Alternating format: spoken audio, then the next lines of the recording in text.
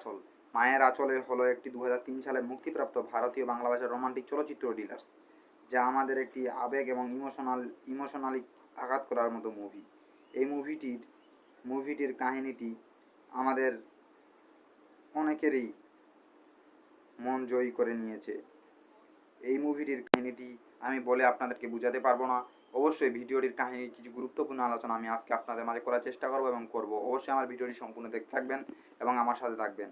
মায়ের আঁচল মা নিয়ে এই মুভিটি উপস্থাপনা হয়েছিল 2003 সালে মুক্তিপ্রাপ্ত মুভি অনুপম সেনগুপ্ত দ্বারা পরিচালক। এই মুভিটি পরিচালক ছিলেন তিনি, কারণ পরিচালক তাকেই বলে যিনি মুভিটি পুরোপুরি পরিচালকিত করে এবং মুভিটি পুরোটাই মানে যার হাতেই থাকে, তিনি মুভিতে পরিচালক ছিলেন। প্রসেনজিৎ চ্যাটার্জি মুভিতে অভিনয় করেছিলেন, রঞ্জিত মল্লিক অভিনয় করেছিলেন, রচনা ব্যানার্জি, প্রিয়া সেনগুপ্ত অভিনয় করেছিলেন। 18 সেপ্টেম্বর 2003 সালে ভারতে এই মুভিটি মুক্তি পেয়েছিল। ভাষা ছিল বাংলা এবং মুভিটির কাহিনীটি ছিল এমনই। মায়ের আঁচল মানে মা নিয়ে এই মুভিটি ঘনিষ্ঠিত হয়েছিল। অবশ্যই ভিডিওটি ভালো লাগলে চ্যানেল লাইক এবং সাবস্ক্রাইব করতে বলবেন না। অবশ্যই পরে নিউ ভিডিও দেখা হয়। ভালো থাকবেন, সুস্থ থাকবেন, প্রত্যেকেই অনেক অনেক ধন্যবাদ।